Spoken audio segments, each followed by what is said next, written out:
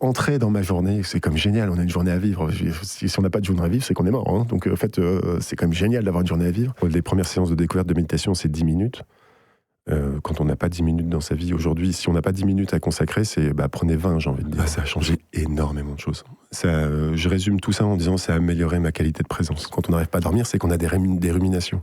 Et quand on a beaucoup médité, on apprend cette capacité qui est de dire, en fait, ces ruminations ou ces pensées, elles sont légitimes. Par contre, on peut les isoler et puis leur dire de revenir à 9h du mat ou à 8h du mat, parce que finalement, elles n'ont rien à faire là à 2h. Bonjour, je suis Ludovic Dujardin, le cofondateur de Petit Bambou, et dans Bien-être par AirZen, je vais tenter de vous expliquer comment on peut reconquérir nos espaces. Bien-être par AirZen. Vous retournez dans votre lit à la recherche du sommeil et vous venez de cliquer sur cet épisode de Bien-être par AirZen en podcast ou en vidéo en vous demandant si éventuellement vous allez apprendre 2 ou 3 trucs utiles si vous allez enfin finir par le trouver, le sommeil. Alors pour la deuxième interrogation, tout va dépendre de vos rituels en journée. Vous allez voir que tout ne se joue pas dans les quelques minutes qui précèdent l'arrivée dans votre lit. Et puis pour la première interrogation, la réponse est oui. On va apprendre 2-3 trucs utiles et bien plus, j'espère, puisqu'on va parler de sommeil, mais aussi de stress, d'anxiété, de success story et de méditation. Bonjour Ludovic Dujardin. Bonjour. Et bienvenue chez nous sur AirZen Radio, la première radio nationale positive dédiée au bien-être. Est-ce que ça va ? Ça va très bien. Puis vous m'avez très bien accueilli. Donc en fait, vous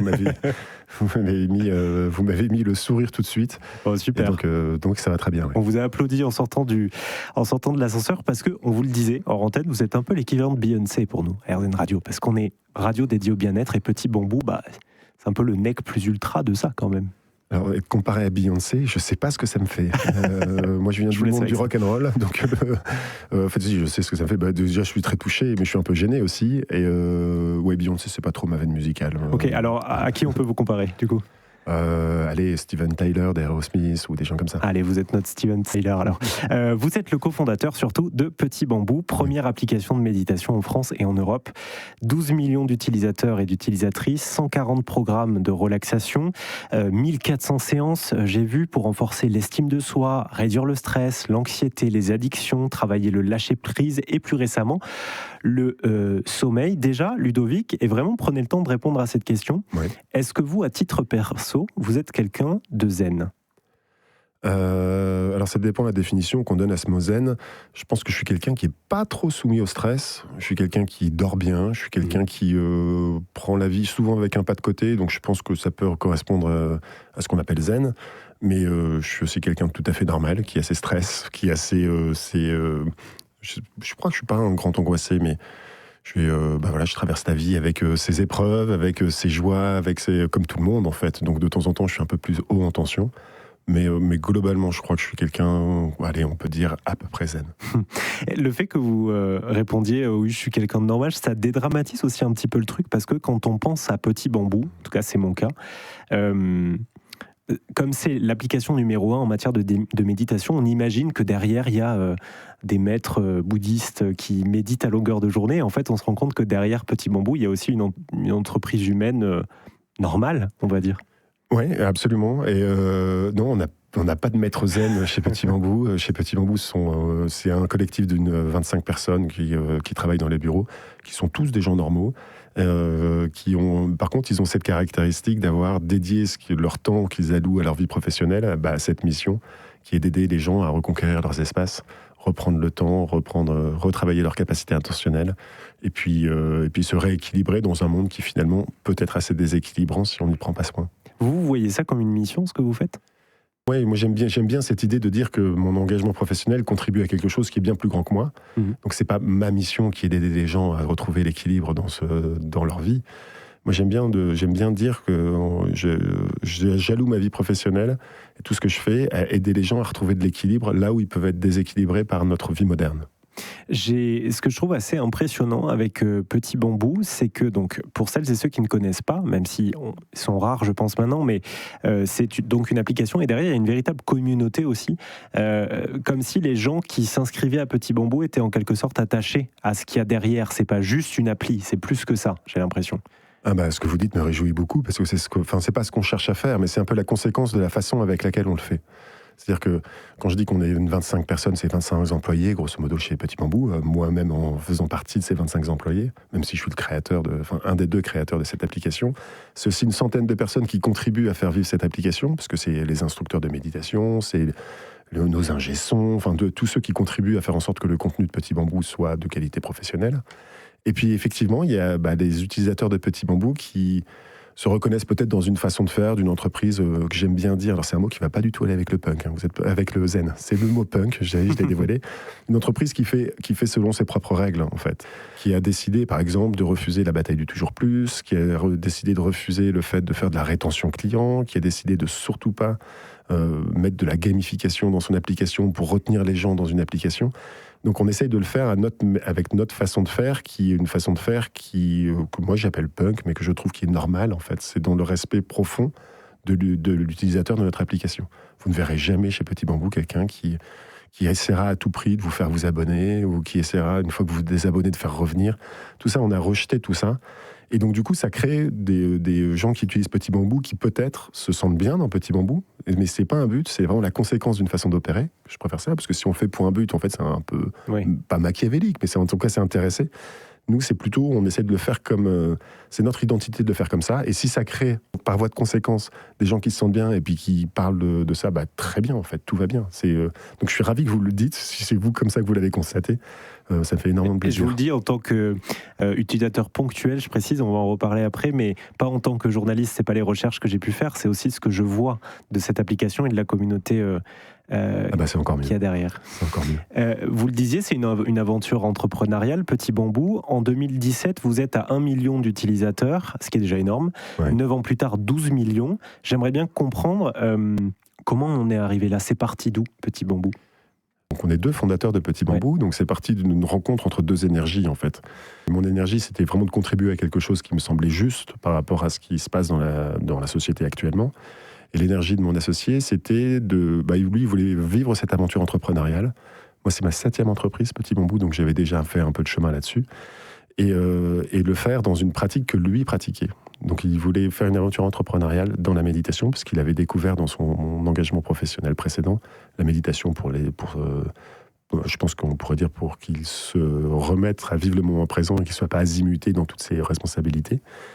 Et la rencontre de cette énergie de vouloir contribuer à quelque chose, et de la méditation, et de ce qui se passe dans la société en termes de prédation de notre attention, a créé Petit Bambou. Est-ce que vous aviez déjà rencontré la méditation avant de le connaître ? Eh ben non.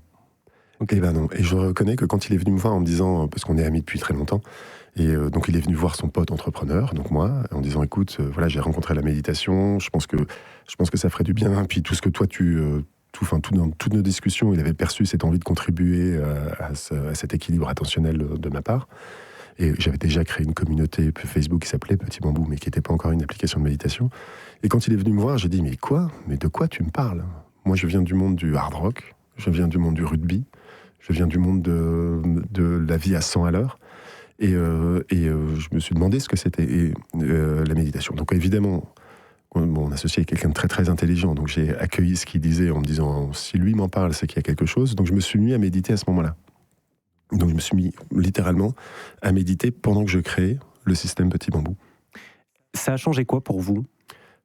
Ça a changé énormément de choses. Je résume tout ça en disant ça a amélioré ma qualité de présence. C'est vraiment le résumé global. Donc ça a amélioré ma qualité de présence auprès de mes enfants, auprès de mes émotions, auprès de mes sentiments, et donc des fois je prends cet exemple, pour moi la méditation c'est comme du sel sur un bon plat. C'est un exhausteur de goût. Et pour moi, la méditation, c'est un exhausteur de vie. Et donc, en fait, ça a changé. Je ne peux même pas décrire tout ce que ça a changé. Parce qu'en fait, ça a modifié complètement mon rapport au présent. Donc ça fait un peu tarte à la crème, parce que tout le monde parle du moment présent et tout ça. Mais pour moi, c'est bien réel. C'est-à-dire quand je conduis mon fils à l'école, je suis présent. Au moment où je le conduis à l'école, je sens ce qui se passe dans sa petite main quand je le conduis à la maternelle. Et ce moment-là, il est merveilleux. Alors qu'avant, il aurait pu passer comme une lettre à la poste, parce qu'en fait, il faut bien conduire, donc je vais conduire, et puis après ça, je pense directement à mon boulot, puis je suis parti dans ma vie. Et donc en fait, tous ces moments, je parlais de musique tout à l'heure, moi quand je suis dans un concert, maintenant ça m'arrive régulièrement de faire des micro-méditations. Je parle de 5-6 secondes où je respire et je me reconnecte à ce que je suis en train de vivre, à la prestation artistique de l'artiste qui est sur scène. Et donc je vis mon concert beaucoup plus intensément que ce que je faisais avant. Donc il y a pas mal de choses comme ça qui ont bougé dans ma vie énormément. Je ne sais pas si c'est grâce à la méditation. Enfin, la méditation a été un des catalyseurs de ce changement. En fait, j'en avais besoin, je crois, sans le savoir. Je me suis mis à méditer et j'ai accueilli comme conséquence de ma pratique de la méditation cette qualité de présence qu'aujourd'hui je goûte à chaque instant. Et c'est intéressant à entendre en tout cas et de le présenter comme ça, parce qu'on est un peu aussi dans une société où il y a une forme en même temps d'aller à 100 à l'heure et d'un autre côté à être zen, à faire du développement personnel et tout ça. Donc c'est chouette de voir comment vous le présentez aussi, que c'est pas juste parce qu'il faut être bien dans la vie, parce que ça peut vraiment avoir des vertus sur notre présence. Ouais, et puis moi j'invite vraiment les gens qui sentent qu'il y a quelque chose qui va pas, qui est un peu désaligné. J'ai pas trop envie de définir ce que c'est que ce désalignement, mais qui sentent qu'il y a quelque chose qui mériterait d'être réaligné, d'essayer la méditation, d'essayer et de méditer pour méditer. Juste pas pour mieux dormir, pas pour être moins stressé, pas pour régler les angoisses, pas pour méditer et accueillez ce que ça va faire pour vous. Et vous allez voir la conséquence de votre pratique de la méditation, si vous accueillez avec curiosité ce que ça fait pour vous, probablement ça va venir chercher là où vous aviez un déséquilibre. Et est-ce que vous pensez que on a le temps de faire ça? On est dans une société à 100 à l'heure. Vous le trouvez le temps parce que maintenant la méditation fait partie de votre vie, mais quelqu'un qui ne s'y est jamais mis. Ouais, alors la méditation, les premières séances de découverte de méditation, c'est 10 minutes. Quand on n'a pas 10 minutes dans sa vie aujourd'hui, si on n'a pas 10 minutes à consacrer, c'est prenez 20, j'ai envie de dire. Parce qu'en fait, 10 minutes, quand on voit le temps qu'on passe, par exemple, que les gens passent généralement à caresser un petit morceau de verre avec leurs doigts, ça s'appelle scroller, mais c'est sensoriellement caresser un petit morceau de verre, on est largement au-delà de 10 minutes. Et donc si on ne peut pas réussir à enlever 10 minutes de caresser un morceau de verre, qui lui ne nous caresse pas du tout. Le morceau de verre ne nous caresse pas du tout, c'est nous qui le frottons. Pour reprendre 10 minutes, pour juste respirer, s'arrêter. Si on pense qu'on n'a pas ce temps-là, il faut prendre plus. Si on n'a pas 10 minutes, prenez 20 minutes. Mais oui, en fait, la méditation, notamment avec des applications telles que Petit Bambou, mais on n'est pas la seule, et donc j'ai pas envie vraiment de faire la promotion de Petit Bambou, c'est pas le propos ici. Mais la méditation est devenue très accessible par les smartphones. Il y a quelques usages de smartphones qui justement nous font ralentir. Et je pense que l'accès à la méditation, comme l'accès à la musique, comme l'accès à des trucs typiquement des GPS pour trouver son chemin, sont très très très bénéfiques pour nous. Il y a d'autres applications ou d'autres utilisations du smartphone qui me semblent aller dans l'autre sens. Alors je le disais au départ, vous avez 140 programmes de méditation de toutes sortes. Comment vous élaborez ça ? Et comment vous avez construit ça ? Alors on a eu un parti pris très fort au début, c'était de se dire qu'on ne voulait pas être, ni mon associé ni moi, des apprentis sorciers. Donc on ne voulait pas aller on voulait pas se substituer à des gens qui sont des experts de la méditation. Et souvent je compare notre métier à celui justement des Deezer ou des Spotify. C'est que finalement, si on va jusqu'au bout des choses, en fait, ce qu'on fait, c'est qu'on envoie du flux MP3 sur un réseau, nous. C'est ça qu'on fait. On fait exactement comme Deezer. Et Deezer, c'est pas une entreprise de musiciens, ça peut être une entreprise de passionnés de musique, mais les musiciens, c'est les Beatles, et tous les groupes, évidemment. Et nous, on était pareil. Donc on s'est dit, c'est pas nous les instructeurs de méditation. Les instructeurs de méditation, c'est Christophe André pour le plus connu, et il y en a, je crois que sur Petit Bambou, il doit y en avoir 60 maintenant. Et donc on va travailler avec eux, mais on va pas se substituer à eux. Donc on va rendre disponible leur contenu. Et alors avant de faire ça, on s'était quand même bien renseigné sur ce qu'était la méditation, et je reconnais et je tire un grand coup de chapeau à mon associé, puisqu'il a lu toutes les études scientifiques sur le sujet. Il n'y en a pas toutes, mais beaucoup, et c'est très rébarbatif. Mais donc on s'est dit, faire de la méditation, c'est prouvé scientifiquement, c'est laïcisé, il y a des experts qui écrivent des programmes, nous on va rendre ce contenu disponible. J'aimerais qu'on essaie de comprendre aussi comment ça s'utilise, Petit Bambou. Alors, de mon côté, je crois qu'on est pas mal dans mon cas. Moi, j'utilise Petit Bambou, j'ai Petit Bambou un peu comme un doudou. C'est-à-dire que je sais que l'appli est là, sur mon téléphone, en cas de besoin. C'est-à-dire je l'ai rarement utilisé quotidiennement, par exemple. C'est vraiment les fois où j'allais pas bien, je me disais, il me reste ça. Est-ce que ça peut s'utiliser genre de comme compagnon ? Oui, en fait, c'est utiliser comme vous voulez. Et en fait, moi, j'aime beaucoup cette idée de dire que c'est là et qu'on peut l'utiliser quand on en ressent le besoin. J'aime aussi me dire qu'on puisse l'utiliser sans qu'on ait besoin, parce que méditer pour méditer, pas forcément méditer parce qu'il y a quelque chose qui ne va pas, parce que c'est pas un médicament, c'est pas une panacée, c'est pas ça me permet de rebondir sur le fait que nous, on veut pas à tout prix que les gens utilisent notre application. Ça peut paraître un peu bizarre, hein, mais... Un peu. Mais, ouais, en fait, vous n'allez pas avoir des notifications qui disent « Tiens, voilà, il faudrait revenir méditer, s'il vous plaît, s'il vous plaît. » En fait, on essaye de passer toutes ces décisions de fonctionnement de notre application au crible de notre intention. Et si notre intention, c'est de faire méditer les gens absolument pour qu'ils méditent, bon, c'est quand même pas très noble, en fait.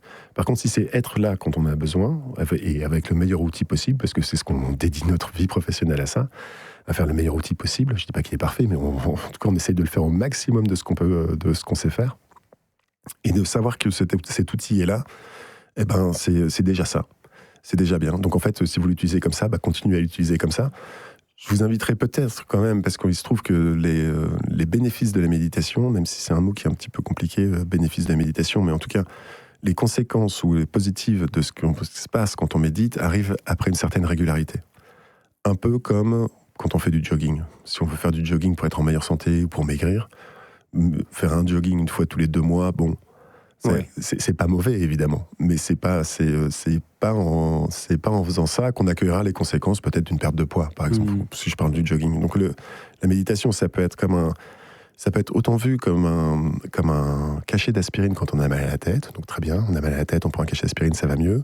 Il y a quelque chose qui va pas, on médite et ça va un peu mieux. Ou ça peut être vu comme quelque chose de beaucoup plus sur le long terme, qui fera qu'on n'aura plus jamais mal à la tête, parce qu'on a cultivé notre présence, parce qu'on a appris à ça. Et quand on arrive sur Petit Bambou, on peut comme ça être pris par la main et entrer dans cette discipline-là, et du coup suivre un programme sur le long terme, par exemple. Alors, c'est notre intention, donc c'est ce qu'on essaye de faire, et en même temps on essaye de le faire sans rappeler aux gens qu'il faut le faire. Donc en fait, il y a cette espèce de tension. En fait, on ne veut surtout pas que les gens deviennent addicts à Petit Bambou. Notre idée, c'est que les gens, justement, soient de moins en moins addicts à quoi que ce soit qui se passe dans le monde numérique. Donc en fait, mon rêve, c'est que les gens se disent, tiens, j'ouvre Petit Bambou, je choisis un programme, je clique, je pose mon téléphone, donc je ne caresse pas un écran, j'écoute la séance, à la fin, l'écran s'éteint, et comme diraient les Guignols de l'info, pour ceux qui connaissaient les Guignols de l'info, j'ai bientôt 50 ans, donc c'était ma génération, et après ça, on éteint la télévision et reprend une activité normale.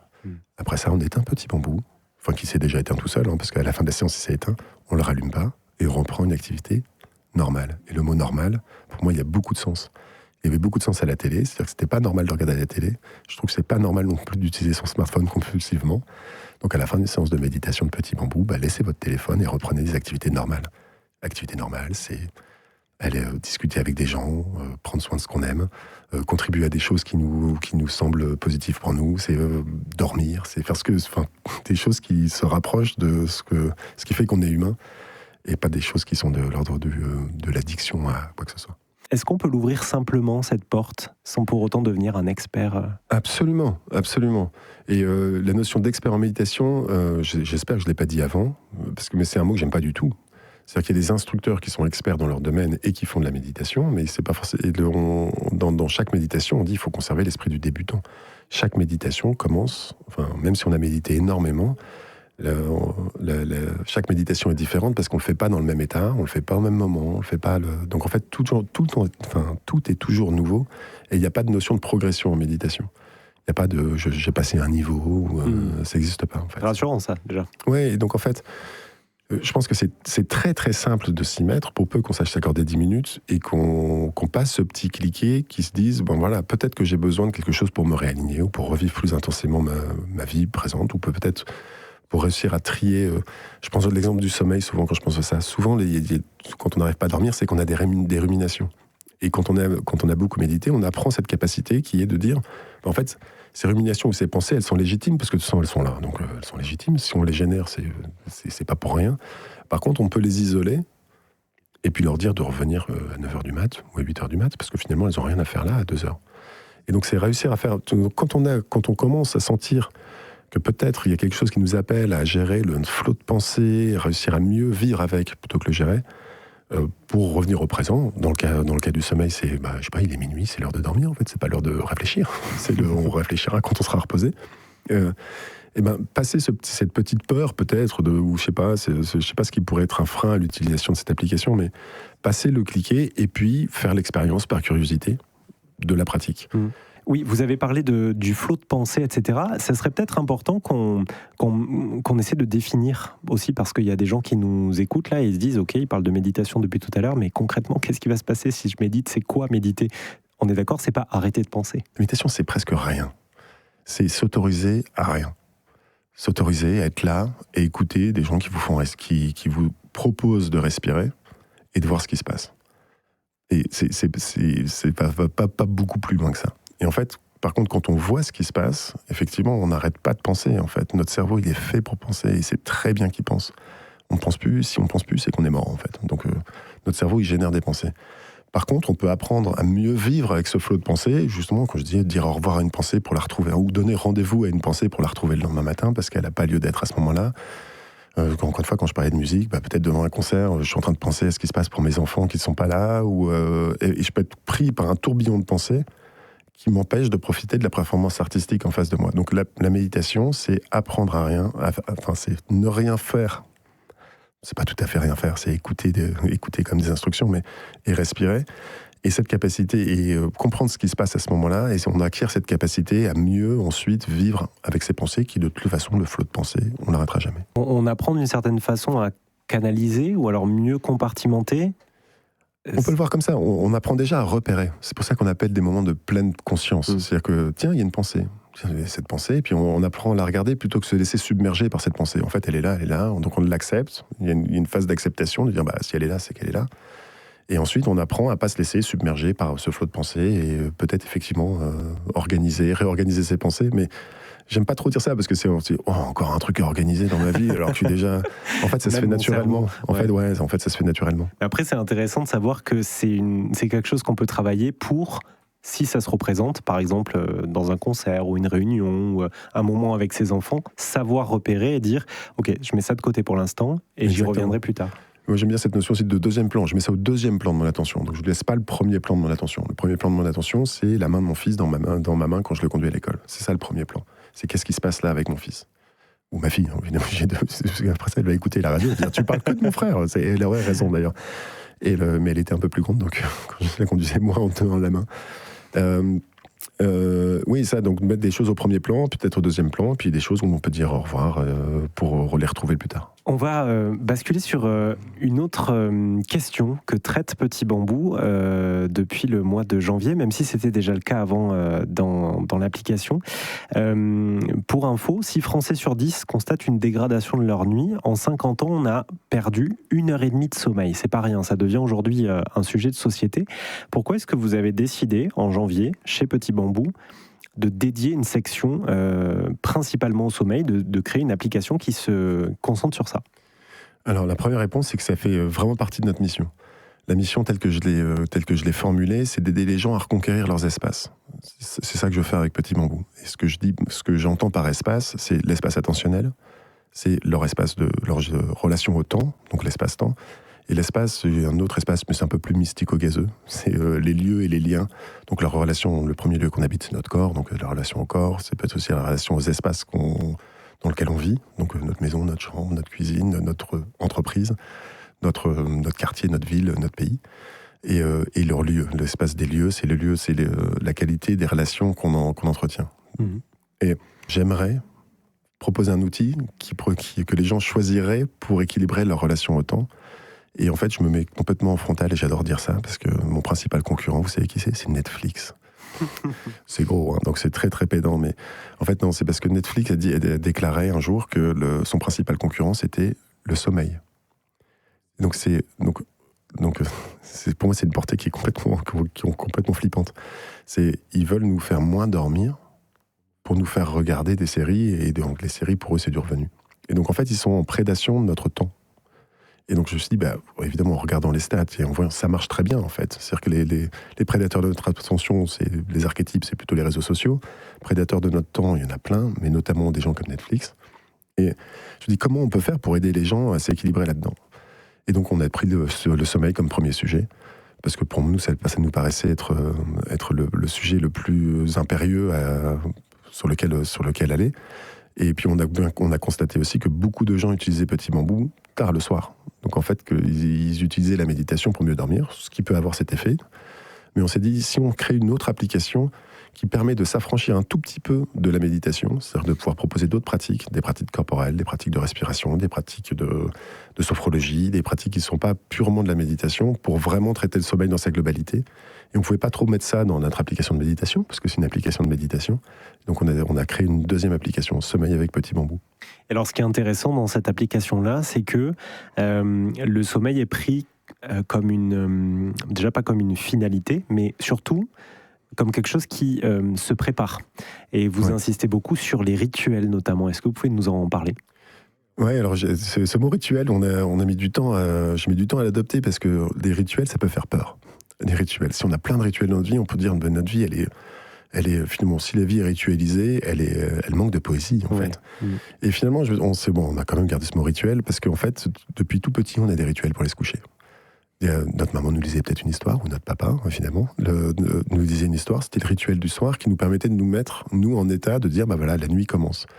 Il y a des rituels du crépuscule, il y a des rituels du matin.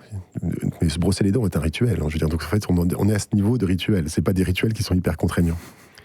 Et en fait, on s'est dit, quand on réfléchissait à cette application, déjà, on essaie de savoir ce qu'on essayait de faire. Est-ce qu'on veut faire que les gens dorment bien ? Là, ça évidemment, mais en fait, on veut surtout faire que les gens kiffent dormir, qu'ils adorent s'endormir, qu'ils kiffent dormir et qu'ils adorent se réveiller. Et donc, en fait, ça nous faisait intervenir à plusieurs moments de la journée, donc notamment au crépuscule et à l'aube, j'essaie quand même de parler français.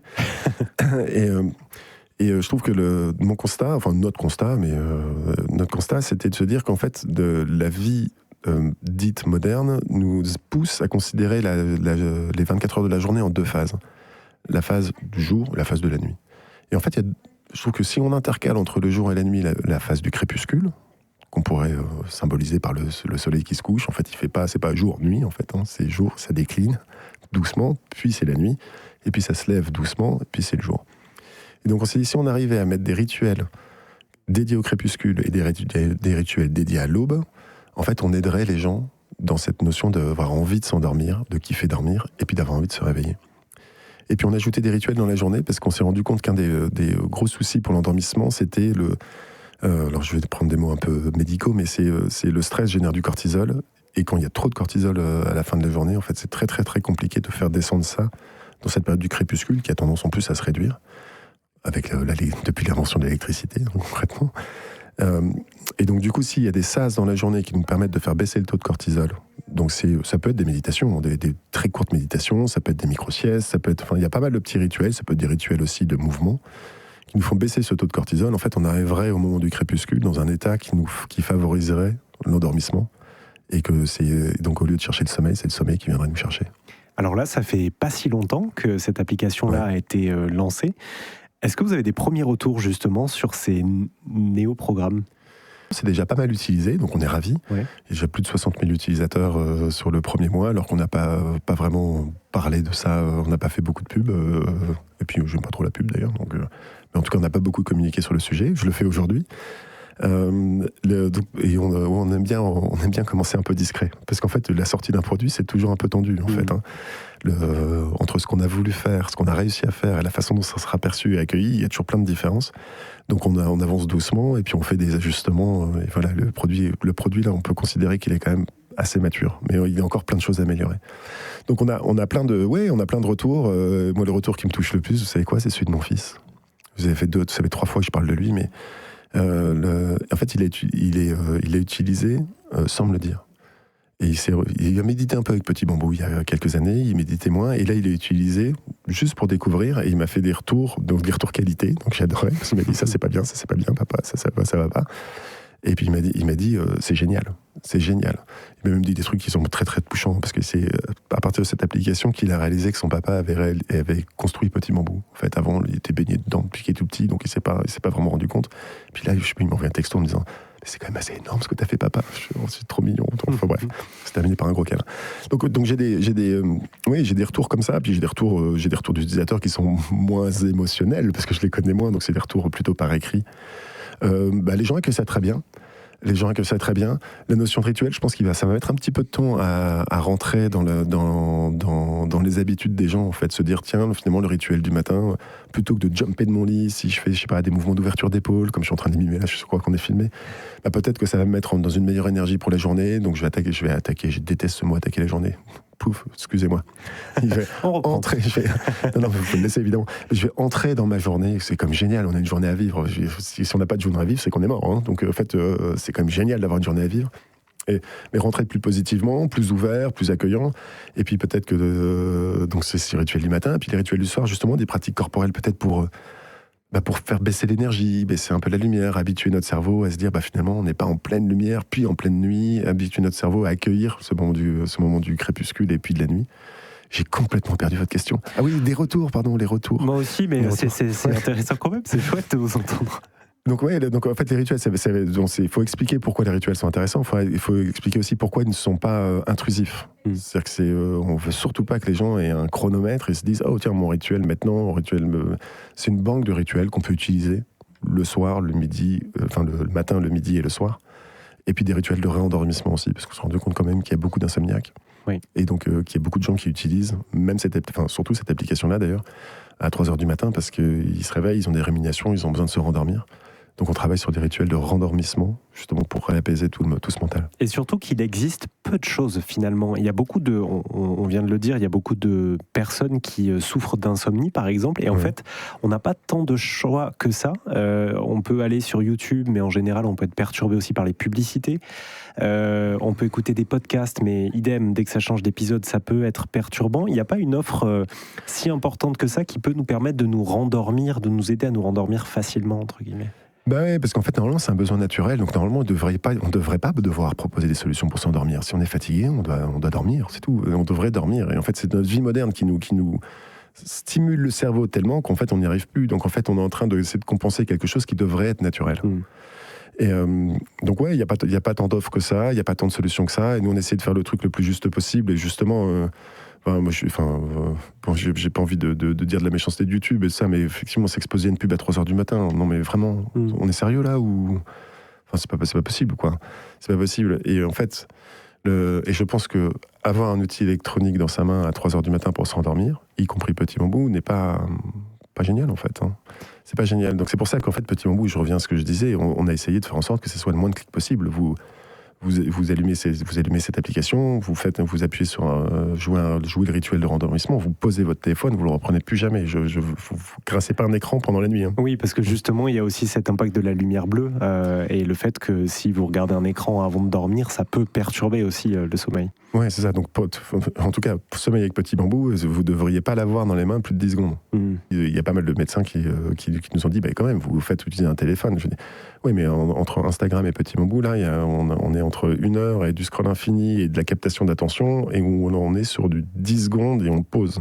Et surtout, le téléphone ne se rallume pas, évidemment pas à la fin de la séance, parce que sinon ça nous réveille, ce serait complètement con. On a interviewé pas mal de médecins du sommeil sur RZN Radio, et tous s'accordent à dire que la qualité du sommeil se juge surtout au ressenti qu'on en a quand on se réveille, la sensation qu'on a d'être reposé ou non. Est-ce que c'est un paramètre qui a été abordé sur cette application? Plus que oui. Je suis ravi que vous me posiez ces questions. C'est comme si on avait préparé, parce que en fait, ça faisait partie de nos claims de départ. On dit, nous, on préfère que les gens ressentent leur état de fatigue ou leur état de repos et ne le mesurent pas. Le sommeil, ça se ressent plus. Notre état de fatigue se ressent plus que ne se mesure. Ça ne veut pas dire qu'il ne faut pas le mesurer. Il y a plein de monde qui mesure le truc et tout ça, mais qui nous disent si on a bien dormi, en fait, mais... Moi, j'ai pas du tout envie de confier à un outil électronique le fait de me dire si je suis reposé ou fatigué. Je préfère le ressentir. Et si je le ressens, je ferai les choses adéquates pour justement me sentir reposé. Donc on ne s'oppose pas à la mesure, évidemment. Enfin, évidemment, on pourrait, mais on ne s'oppose pas. Par contre, on axe tout sur le ressenti. C'est ressentez comment vous êtes. Ressentez, on est vivant, quoi. Donc on a le droit de ressentir. Cette intrusion du monde des machines dans ce qui fait qu'on est des êtres humains, de temps en temps, me laisse perplexe. Alors vous nous l'avez dit au début de cette interview, vous méditez, vous avez fait entrer la méditation dans votre vie. Est-ce qu'il y a d'autres choses, on a bien posé cette question-là sur RZN Radio, qui vous procurent un sentiment similaire? J'ai cru comprendre en lisant quelques articles que vous étiez proche de la nature, que c'est quelque chose qui vous faisait du bien. Est-ce que c'est ça, par exemple, qui vous procure cette sensation de bien-être? J'en ai plein, des trucs qui me proposaient. Donc la nature, évidemment, j'ai la chance d'avoir un très grand jardin, donc jardiner me rapproche de cette sensation de bien-être. Quand je dis jardiner, c'est pas tellement tondre ma pelouse, c'est plutôt planter des légumes, être dans mon potager, réfléchir à l'association des plantes avec des méthodes de permaculture. Tout ça me rend très très zen, pour reprendre votre air zen. J'ai la pratique artistique qui me fait énormément de bien.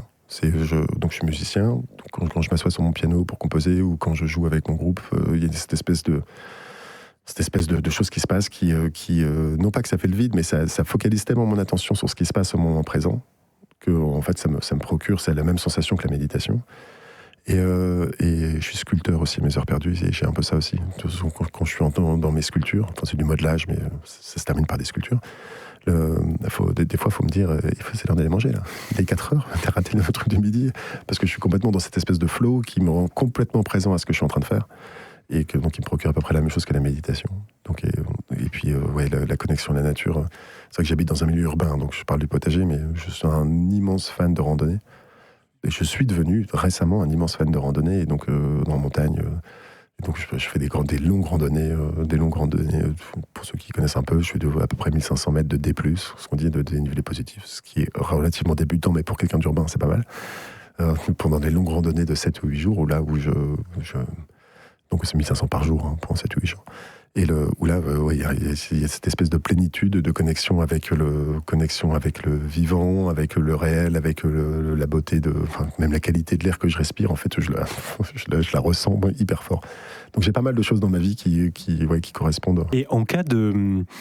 vous avez l'air d'avoir un rythme de vie qui paraît très équilibré. J'imagine que comme tous les êtres humains, vous traversez des périodes de stress aussi. Et dans ces moments-là, est-ce que la méditation peut vous servir justement à traiter ces situations d'urgence ? Alors, ce que je vais dire, je ne devrais pas le dire si j'étais promoteur de Petit Bambou, mais non. En fait, non et oui et non. Mais moi, j'aime pas trop utiliser la pratique de la méditation comme un SOS. Ouais. Pour moi, la pratique de la méditation, c'est une pratique sur la durée, qui me permet d'être moins en mode SOS. Et quand je suis en mode SOS, je suis comme tous les humains. C'est-à-dire que je fais comme je peux. Ça arrive pas souvent, mais bon, ça arrive. Donc j'essaie de vivre au mieux que je peux, avec les capacités peut-être que j'ai appris avec la méditation, à mieux gérer mon flot de pensée, tout ça. Mais je fais comme je peux. Et puis moi, j'ai pas du tout envie de me présenter comme quelqu'un qui a tout compris. J'ai encore mes addictions, j'ai encore mes... je suis un être humain, quoi. Je suis un être humain. On le disait tout à l'heure, on a perdu 1h30 de sommeil en 50 ans. Est-ce que pour vous, on est voué, on est condamné à être tout le temps fatigué, ou est-ce qu'on peut inverser la tendance aujourd'hui ? Ah mon Dieu, non, j'espère qu'on n'est pas condamné. Je le souhaite de toutes mes forces. Je souhaite qu'on revienne à ce qui fait qu'on est des êtres humains. On est des êtres humains qui ont besoin de se ressourcer, de se recharger. La nuit fait partie de ces moments-là, c'est pas les seuls, mais il se passe tellement de choses pendant la nuit, pendant le sommeil, notamment l'organisation de nos apprentissages. Il se passe aussi le monde de la rêverie, il peut se passer du monde poétique et tout ça. J'ai pas du tout envie de dire qu'on est condamné à moins vivre ça. Ça me paraît aller au contraire de notre... Ouais, je ne sais pas si c'est un mot qui existe, de notre mammiféritude, c'est-à-dire de notre essence même d'être humain. Et par contre, oui, c'est challengé. C'est challengé, et donc du coup, on va avoir besoin de trouver des ressources pour nous équilibrer dans cette phase où il y a des prédateurs de notre temps de sommeil. Et ça ne va pas se faire tout seul. Donc en fait, oui, j'espère qu'il y aura plein d'initiatives comme... je veux dire comme la nôtre, mais en fait, on n'est pas les premiers. Donc, il y a plein d'initiatives, il y a le corps médical s'y intéresse, mais plein d'initiatives qui vont nous réapprendre ce que c'est kiffant, en fait, de s'endormir et de dormir et de se réveiller reposé. C'est vraiment kiffant. Donc, on peut reconquérir ça. Ouais.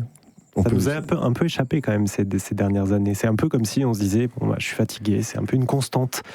On peut y revenir finalement. On peut y revenir, et c'est le mot reconquérir. En fait, je l'aime beaucoup aussi parce que je l'ai mis dans la mission de Petit Bambou. Je veux aider les gens à reconquérir leurs espaces. Et en fait, le mot reconquérir, il est compliqué parce que moi, je m'étais interdit tout vocabulaire guerrier dans le monde de Petit Bambou. J'ai pas du tout envie qu'on fasse de l'offensive pour attaquer un marché, avoir des cibles et puis faire du défensif. Je trouve que ça, c'est du vocabulaire militaire, quoi. Et reconquérir, c'est le seul mot que j'ai accepté, parce qu'en fait, effectivement, il y a eu un combat pour notre attention, pour la prédation de notre attention, il y a un combat pour notre temps, et en fait, je pense qu'on l'a un peu perdu, ce combat, où on s'est un peu soumis à caresser des écrans, on s'est un peu soumis, et qu'en fait, il faut reprendre possession de cet espace. Donc, en fait, reconquérir ou reprendre possession, ou réinvestir, réhabiter. Pour moi, tout ça, c'est assez similaire. Mais ouais, il va falloir y aller, parce que si on se laisse glisser par le flot des gens qui veulent avoir la prédation de notre attention, de nos espaces ou de notre temps pour nous exposer à de la publicité, à des fins commerciales pour eux, si on se laisse faire, en fait, on se laisse glisser et en fait, on voit ce qui se passe dans notre société actuelle.